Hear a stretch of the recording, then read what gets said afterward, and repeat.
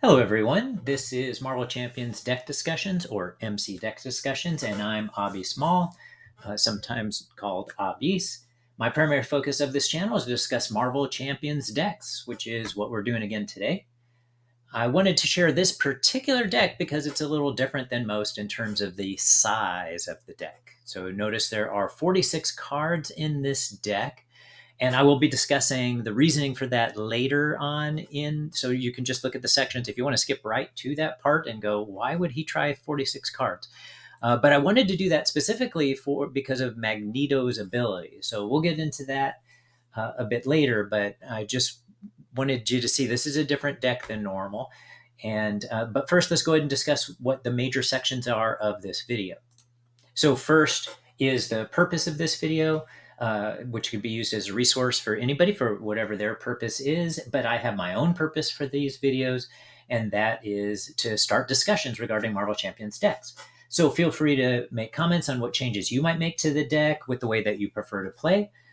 This is from the solo perspective, so if you're coming from a multiplayer perspective, please let us know that.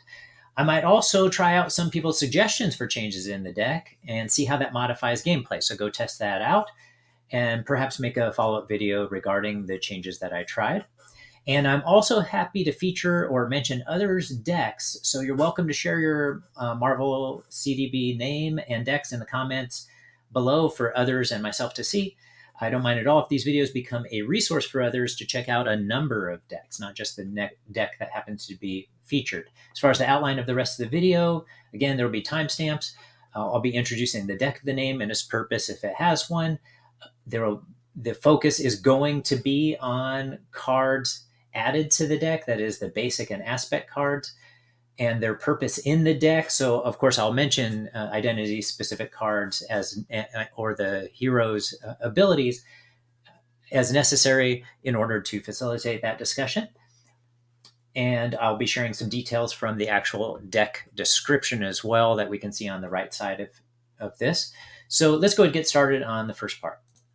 So this deck is called Dial M for Magneto's Minion Manglers because we do have, as you can see, 12 allies in this deck. And before I just start, I do want to mention that there is a playthrough on another content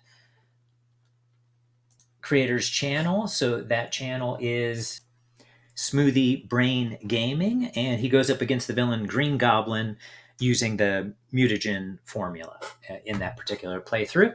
So you could see that a playthrough featured there. Meanwhile, let's go ahead and dive into this particular deck. Oh, by the way, Smoothie Brain Gaming has a number of playthroughs there. This particular playthrough doesn't have the quality of as far as the mic is concerned. So it may be harder to follow than some others, but just know that that's an exception to the rule. All right, let's go ahead and get started now on discussing the deck. So we have this is Magneto deck, Leadership, 46 cards in it altogether. This is not a beginner deck. One of the previous decks that I showed was a beginner deck, only had 4 packs in it, but notice there are quite a few decks in this one. But it is again from the solo perspective. So let's start looking at the allies here and some particular ones of note. You will notice first that this is looking at the allies. This is not a thematic deck as far as X-Men are concerned. We have all kinds of allies in here, including Ant-Man. So let's start with Ant-Man. He's an interesting add-on to this deck. So as many of you probably know, his initial cost here is listed as 0, but that's because however many resources that you use to pay for him, he gets +1 hit point for each of those PIM. He gets a PIM counter put on him, and each of those PIM counters gives him an extra life point, basically, an extra hit point. And he can have up to 4 hit points on him, which can make him very powerful. And it's great to use him that way, but one of the things I found beneficial to using him in this deck is a lot of times coming in with just 1 or 2 hit points. Even with just 1 hit point, he can come in and use 2 thwart and leave, right? He'd be out and in the discard pile. Or he can come in and do 2 attack, same thing, and leave. if he only has 1 hit point. But he could also come in as just a defender. So you could bring him in with 1 point and stop an entire villain's attack with that. And that, in my opinion, a lot of times that's a huge amount of value. So if you only have 2 cards left in your hand and Ant-Man is one of them, he can still provide a lot of value. So I do highly recommend him in this deck. In addition, you can play him later on. As you can see right down here, I have Make the Call in the deck that can bring him or any of the allies back into play. And so I might as well go over this particular event card right now, right? You just pay the printed cost of an ally in any player's discard pile, and you can put that ally into play under your control. In Ant-Man's case, you are allowed to use this to bring Ant-Man back, and so whatever number of resources you use, you can then bring him back in. That's something that I wasn't aware of for a long time. I didn't know, is he allowed to be used for that? And yes, you are allowed to use him in that way. So moving on to other allies. Beast is a particularly well-known ally as far as having a great deal of value. He may cost 4, but after Beast enters play, you can search your deck and discard pile for a resource card and add it to your hand. And Magneto's deck is particularly beneficial with regard to that. Let's go ahead and take a look at the resources available here. So if we scroll down, we can see for the resources, we have the usual energy, genius, and strength resource cards that are double resource cards. But in addition to that, we have the Master of Magnetism cards, which, actually that's not showing up well. Let me see if I just do it this way.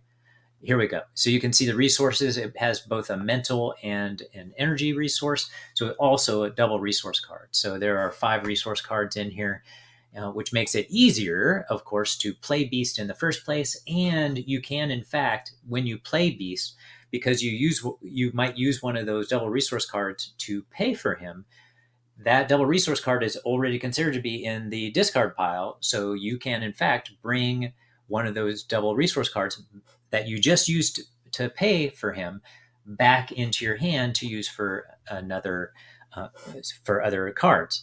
So Beast is a great addition to this deck too, plus having 2 thwart and 2 attack that can be used multiple times makes him a pretty obvious choice in this deck. Next, we have Cyclops. Oh, I apologize that I happen to pick the versions of these where the images aren't really showing up. But in any case, let's go ahead and take a look at what Cyclops does. So he has a response when you play him. So after Cyclops enters play, choose an enemy. Until the end of the phase, increase the amount of damage that enemy takes from each attack by 1. So this is packed with allies. So every single ally increases their attack by 1.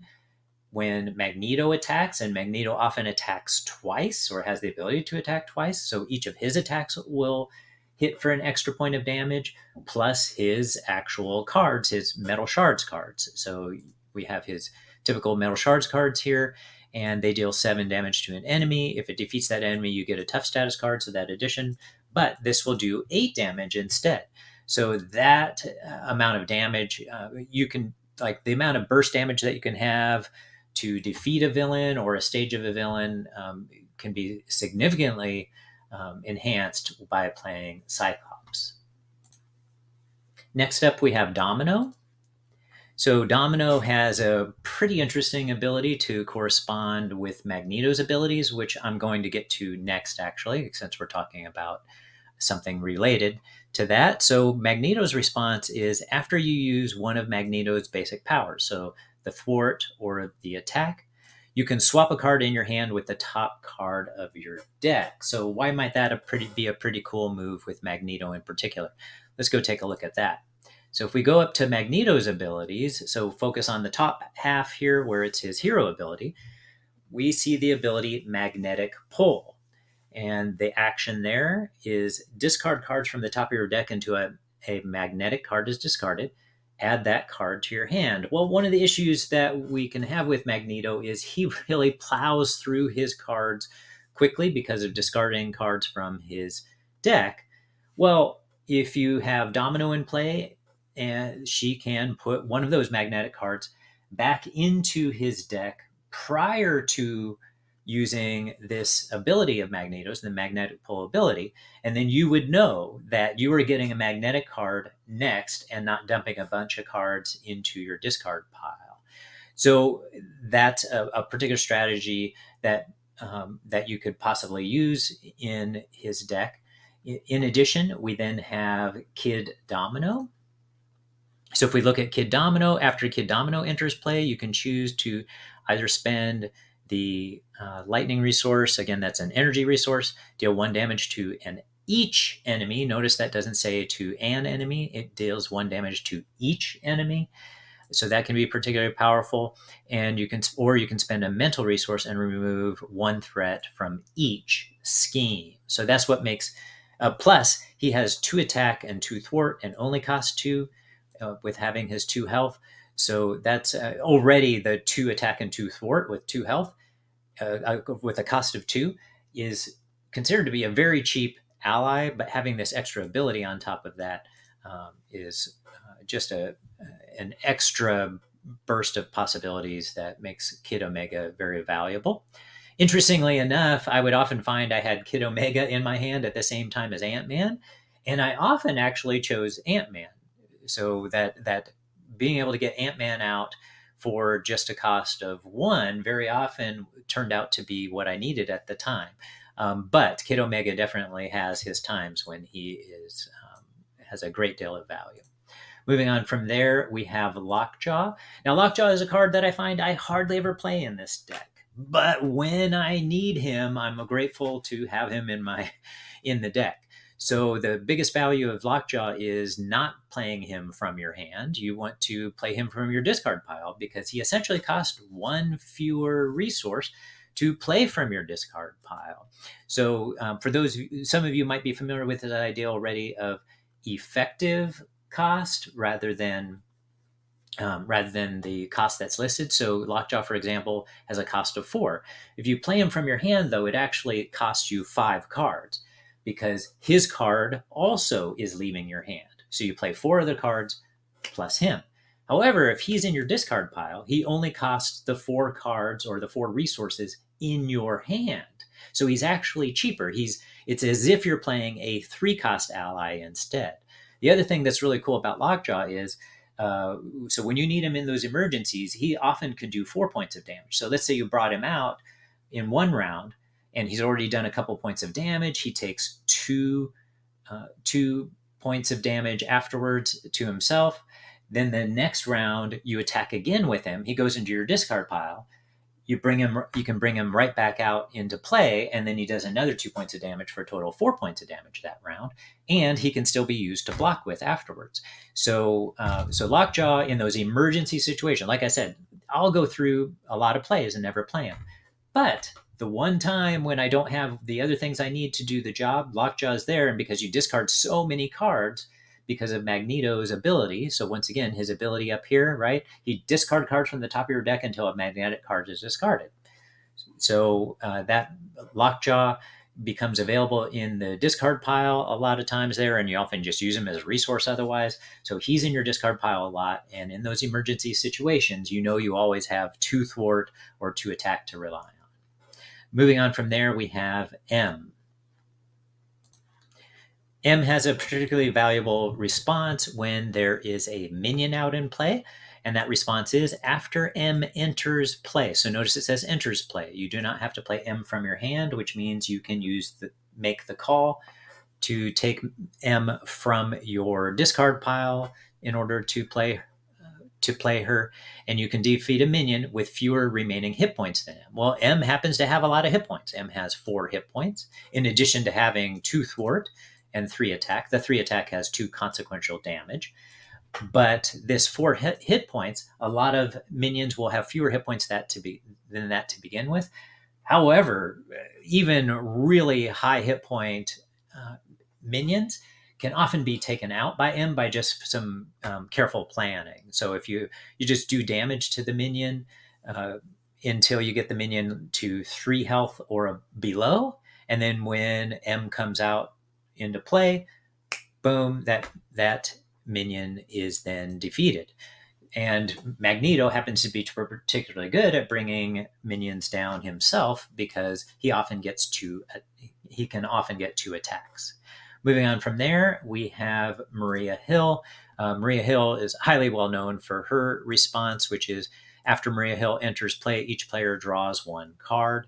In a solo game, of course, in multiplayer games, that's even more valuable. But in a solo game, that's still truly very valuable. And I highly recommend. So one thing that sometimes as a players who are more beginning or even veteran players might not realize, you should play Maria Hill early so that you can see what cards end up in your hand afterwards. So it might be that you would play Maria Hill first and then use Magneto's ability, or you might use Magneto's ability first and then play Maria Hill. But typically you don't want to play Maria Hill after you've played all your other cards. You want to play Maria Hill as your first play, get the other card in your hand, and then see what all is available to do with the rest of your play. After that, we have Nick Fury. Nick Fury has that 3-card draw that he's known for being used for the vast majority of the time, or some finishing damage with 4 damage in emergencies. And from there, we have Professor X. Professor X, when he has a forced response after he enters play, you can either confuse the villain, stun a minion, or ready an X-Men character. In this case, he could be used for any of those. Most of the time, I might use him to confuse the villain, but if that's not needed or not possible to do, stunning a minion or readying an X-Men character, in this case, once again, Magneto. So readying Magneto, if Magneto has the possibility of then making 3 attacks or doing some thwarting. So in any case, maybe 2 thwarts, 1 attack. So Professor X has an extra possibility. Certainly, that could be beneficial compared to what he normally is used for when he's in Magneto's deck.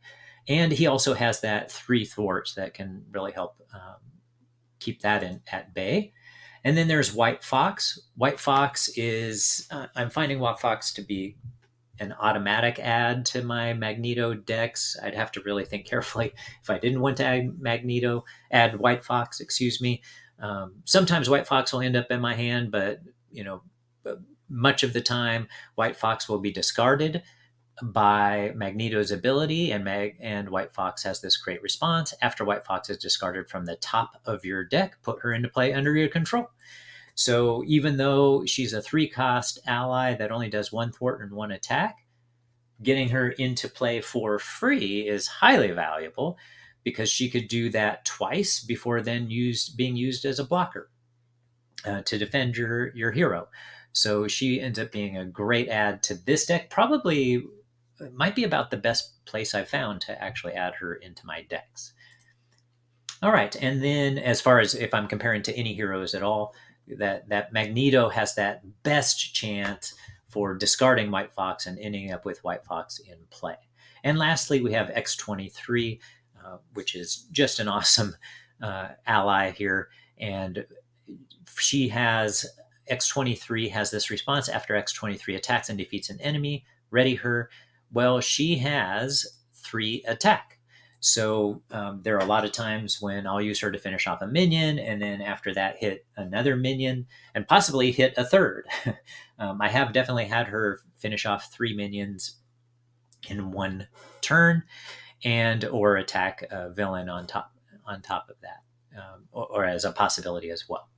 So X-23 is one of those cards that gets played very frequently when she shows up in my hand. Or I don't usually let's face it, make the call. I'll just mention this right now.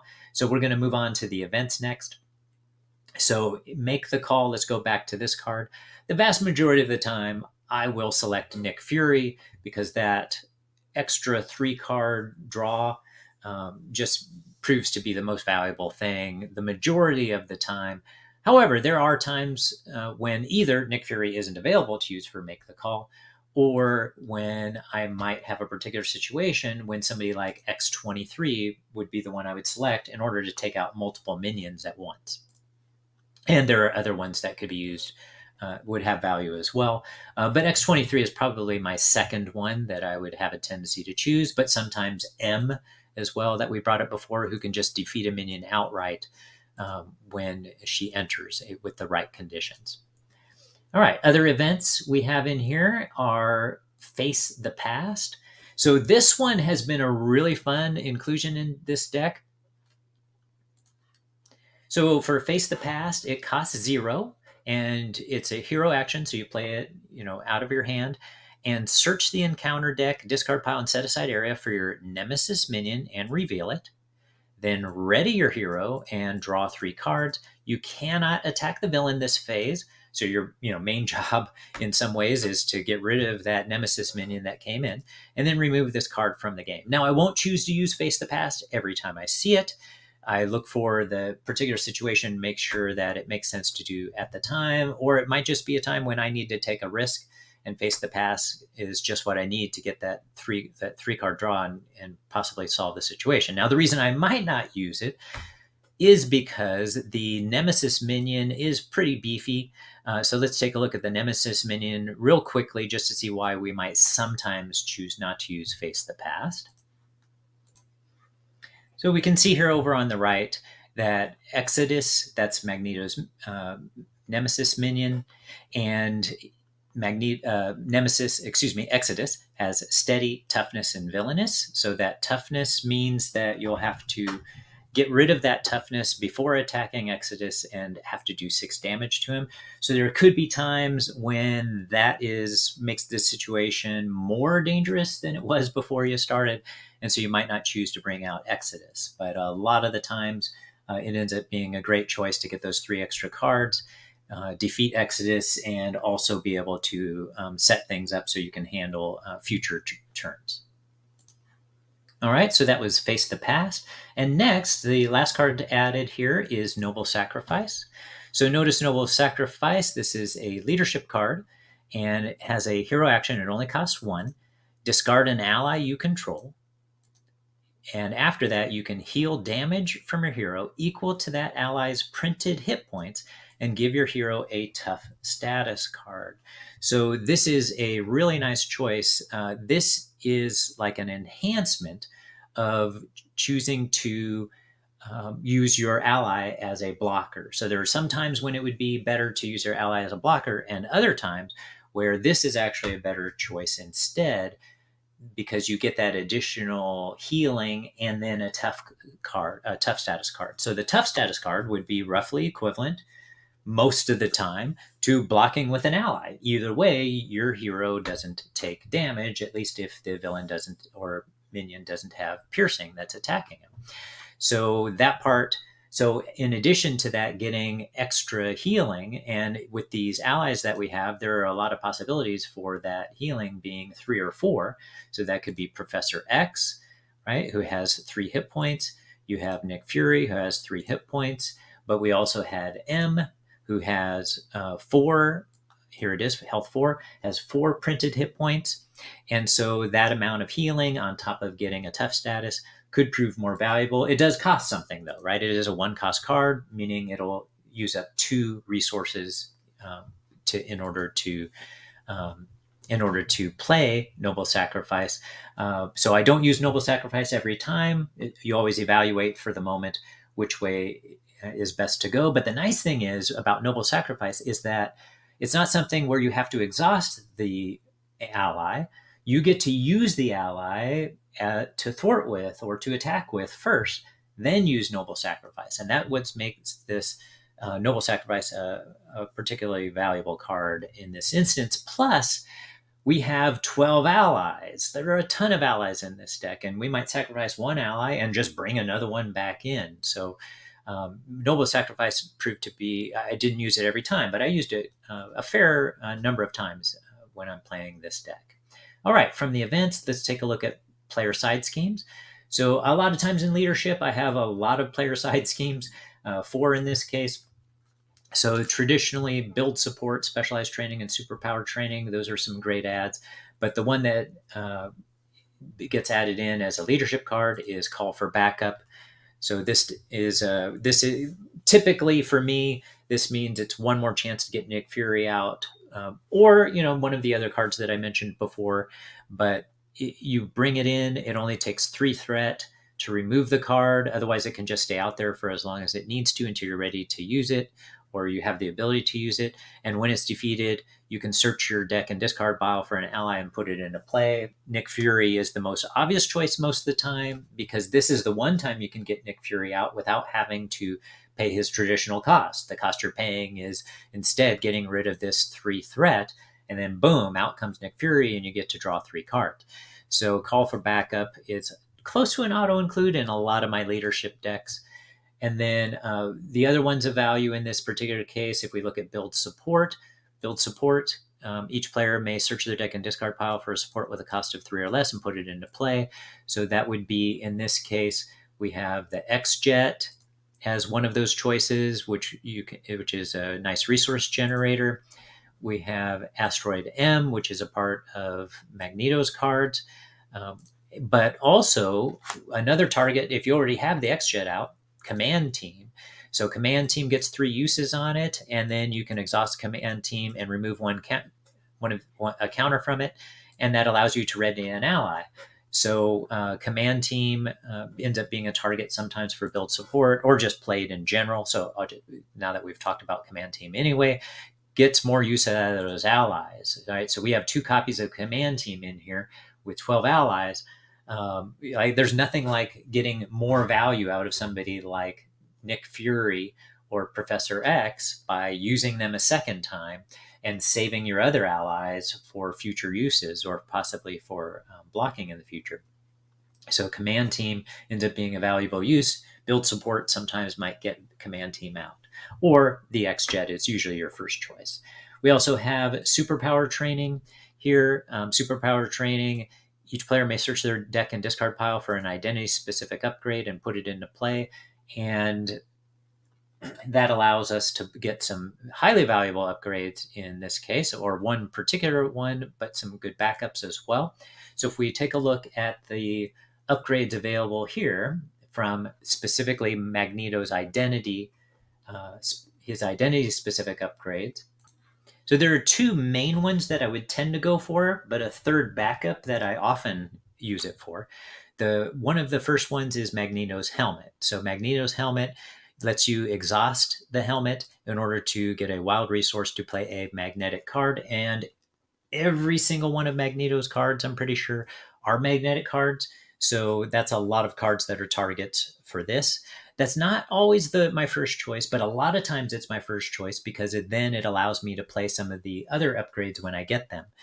But sometimes I might choose instead to get Magneto's cape, which I actually consider to be more valuable than the other card. It's just that I might sometimes choose to get Magneto's helmet because Magneto's helmet can help you to play Magneto's cape and other upgrades.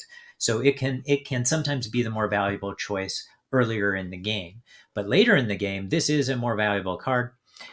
After you resolve your magnetic pull ability, exhaust Magneto's cape, ready Magneto. This is the one that lets you attack with Magneto, then ready him, then attack again, or thwart, or do a couple of thwarts. You have lots of options there.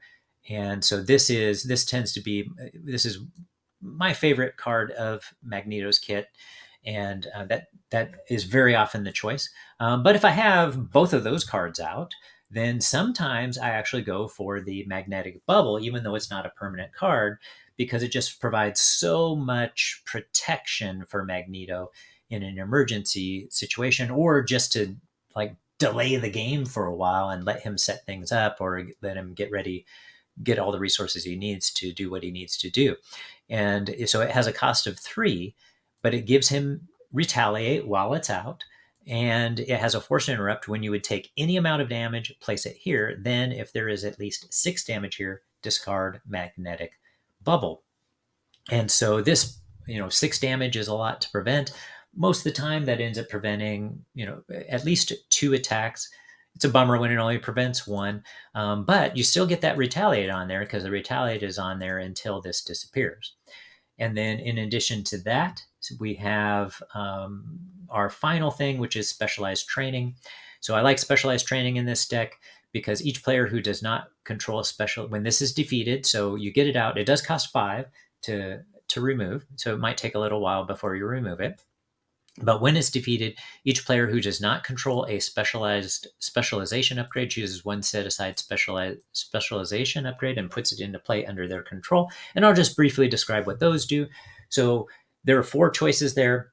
One of them gives an extra attack point. One of them gives an extra +1 to your thwart. Another one gives +1 to defense. And the other one, it gives you some extra hit points. And but all of them have the ability to draw you a card.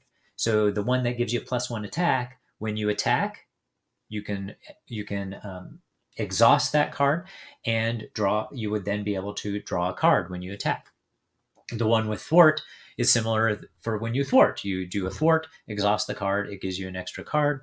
The one for defense, when you defend, which that would not generally be a good choice for Magneto, because he doesn't typically want to defend, or he doesn't do it very often.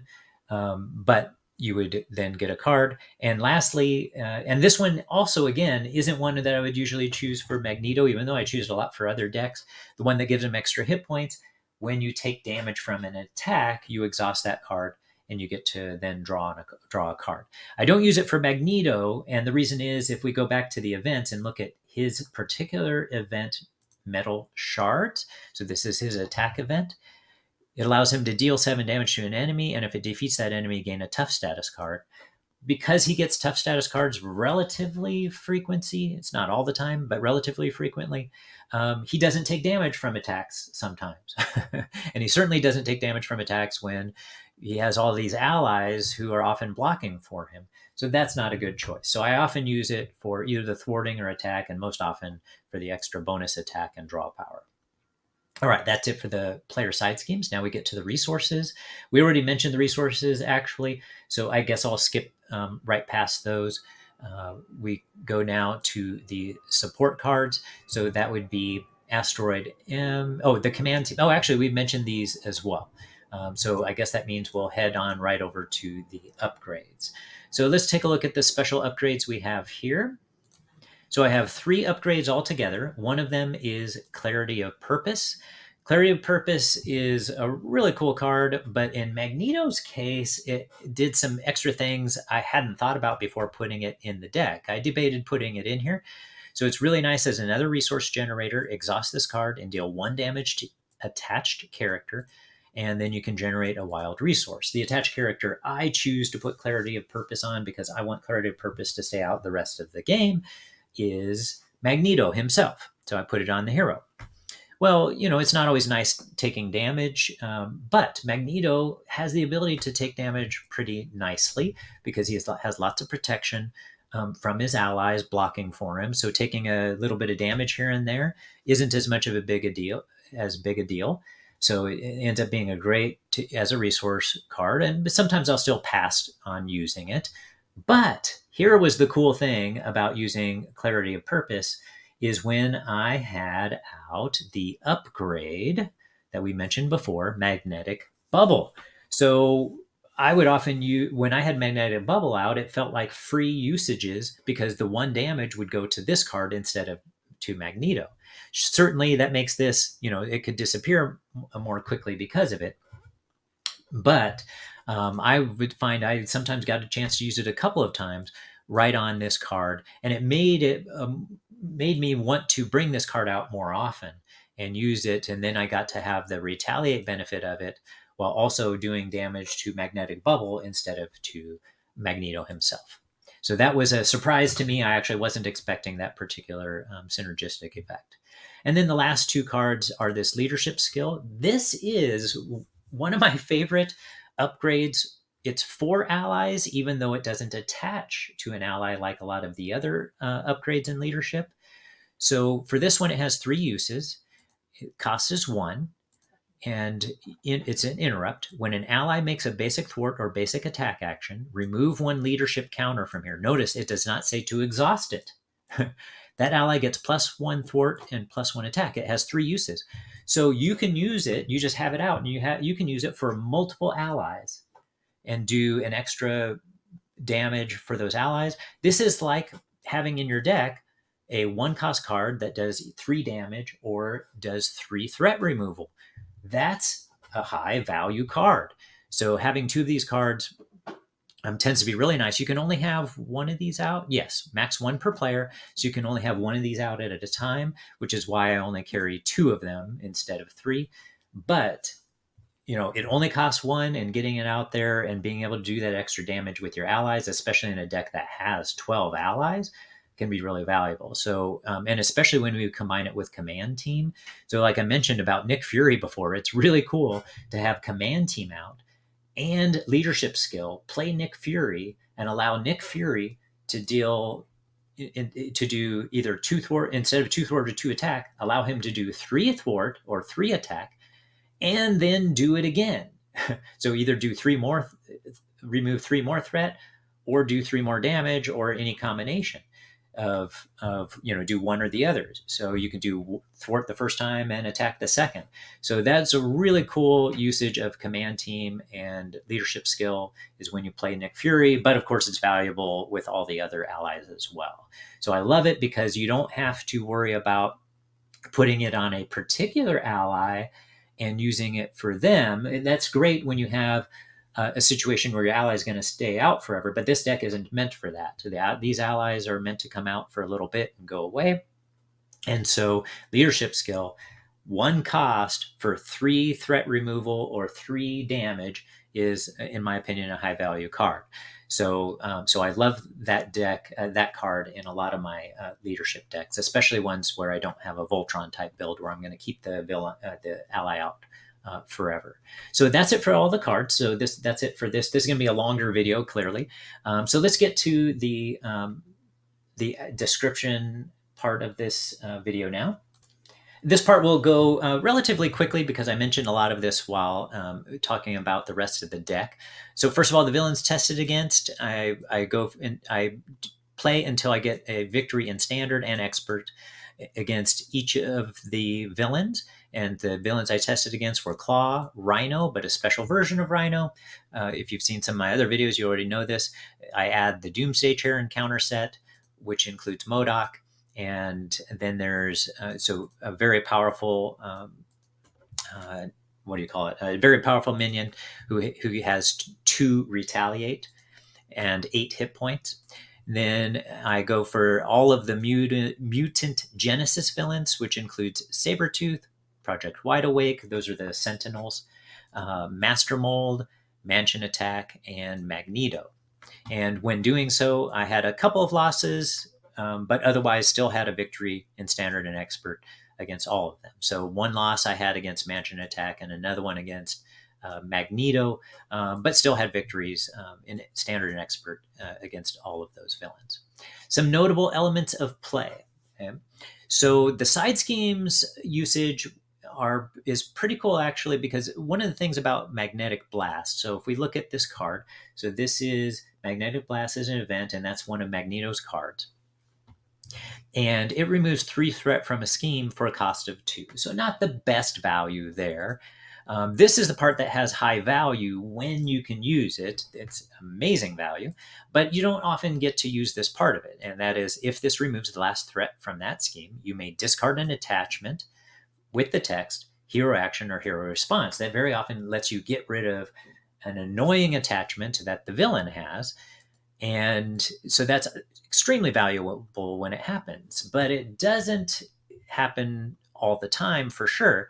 And so having these player side schemes in here gives a regular target for Electromagnetic Blast to have higher value. And especially, it typically then gets rid of all 3. So those, build support has 3 threat on it. Call for Backup has 3 threat on it. Superpower Training has 3 threat on it. So Electromagnetic Blast can get rid of those in one shot, and it can certainly assist in getting Specialized Training defeated. Plus, if you do want to get rid of an attachment, that's a great way of also getting rid of an attachment on the villain. So that's the first one. Side schemes provide targets for Electromagnetic Blast. In addition to that, Clarity of Purpose, I already mentioned, it's reduced, you might say it's reduced damage cost that we mentioned when we have Magnetic Bubble in play. But I do have an extra note here that I did forget about. All right, nothing like having some notes available to look at.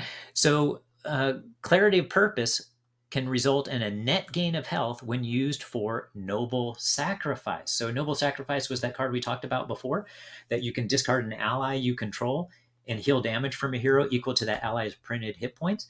Well, when you use clarity of purpose, you deal 1 damage to your hero when you use it. So you could use clarity of purpose, take 1 damage, in order to play Noble Sacrifice, which will then gain you back more hit points than it cost you, more damage than it cost you. So you'll gain those hit points back and get a resource, get a tough status card on top of that.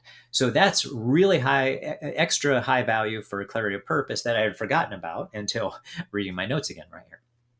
All right, so let's go ahead and finally address why such a large supply of allies and cards. The main reason for that is Magneto's magnetic pull ability, but maybe not for what some people might predict. It's not so that you don't run through your cards too quickly and end up giving the villain an extra encounter card out, right? Because that's what happens when you run out of cards in your deck.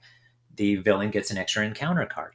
This certainly helps with that a little bit. It doesn't help with it a lot. It helps with it a little bit. It doesn't help with it a lot because you still have to discard as many cards as it takes to get to the next Magneto card. But it does help some because when you go to draw your next hand, you are more likely to draw fewer of your Magneto cards, and so you have a hand that's full of cards that are not as likely to be Magneto cards. They're more likely to be the cards that are added here, right? So basic cards or leadership cards. So it does, in fact, make it less likely, or I should say, it makes it take a little bit longer before you run out of cards in your deck. But that is not the main purpose of having the large supply of allies and a deck the size of 46 cards. The main reason for having it there is so that between uses of magnetic pull, you are more likely to make the call in your hand or some ally in your hand. In other words, you're more likely to get the value of these allies. So by having a whole bunch of allies in your deck, sure, you're going to discard a bunch, but you're also still likely to have some between Magneto's cards and therefore actually get them in your hand. So that's the main purpose in creating the deck in this way. And I did find it actually, that was the plan and that it did actually pay off in that way. Now, it doesn't mean that a 40 card deck can't be an awesome deck. I have a 40 or I think a 41 card deck that I'm playing right now. That's a Justice deck that I think is probably more powerful than this deck, but it still worked out very well in the way that I planned. But there was an additional benefit as well, and that is we have Lockjaw. Very often, he stays in your discard pile for longer and becomes a possible target or a possible ally to bring into play. But another reason was that because you're pulling Magneto's cards with his ability, you're getting the extra cards in your hand. Sometimes you end up with hands that are kind of dead hands where they have too many magnetic missiles in them and wrapped in metal cards in your hand. I've had times when I have like 2 wrapped in metals and a magnetic missile and some other cards, and I have nothing to play. Like I might have some resource cards on top of that, and there's nothing to play in my hand whatsoever. And I found that this happened very rarely with this deck that has this abundance of allies in it. So that was an extra benefit that I did in fact plan on because I had seen other people talk about having these dead hands. And I actually still had them once in a great while, but I played against a lot of villains and didn't have it happen very often at all. And because Lockjaw is in your discard pile a lot of the time, then he can help you when you have those dead hands.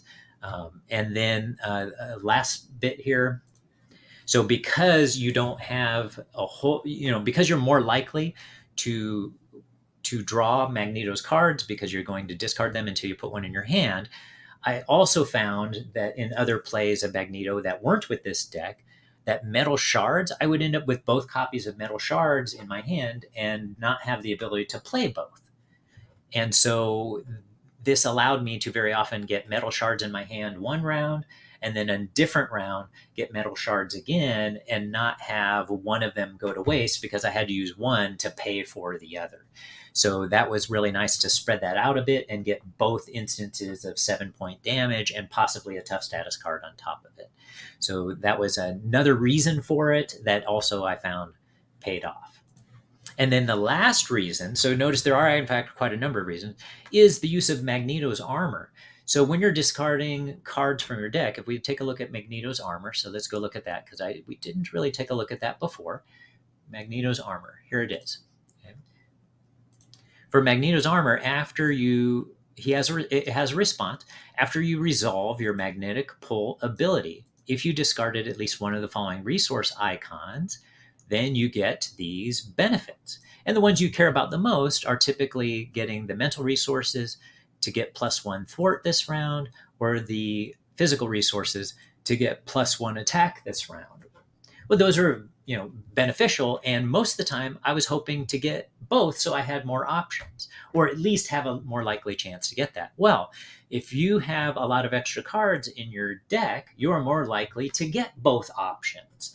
And so that was another purposeful reason for putting it in, and I did find time and time again where I had the option to use it for the one that I wanted to. Notice there are a fair number of physical resources, a fair number of mental, and I very often got both of them, so I would have the option to use Magneto in the way that was needed at the time.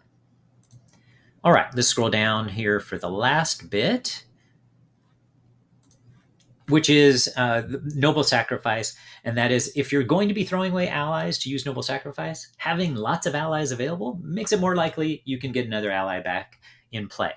So it makes it feel a lot better to get rid of an ally. If you have another one out there in case of an emergency, maybe you can use them to block with as well. So if you're getting rid of some, might as well have some replacements. All right. So overall, I found that the allies truly did mangle the minions as well as stymie the schemes, assisted by Magneto himself and his cards. While he was kept healthy, like I had a lot of times when he had full health at the end of the game, between the numerous allies being used as defenders and regular tough statuses between metal shards and Noble Sacrifice. And one last mention about Noble Sacrifice as a comparison to the card First Aid, which I already consider to be a highly valuable card. So for First Aid, for a cost of 1, you heal 2 damage from a character. Noble Sacrifice has a greater cost because you discard an ally, but otherwise it does still just cost 1. You heal more damage and you get a tough status. So in some ways it can be considered an upgrade on First Aid, though it has its trade-offs. But it was kind of the evaluation that made me really think about why I wanted to put Noble Sacrifice in the deck in the first place. All right, that's it for this discussion. Again, please make comments down below for any of your thoughts. And and please like and subscribe if you find these videos valuable. And again, be sure to use them for what you want. You'll find time and time again, my videos are on the longer side, a lot of these anyway. And so, you can skip ahead to the places that you particularly are interested in. All right, have a good one.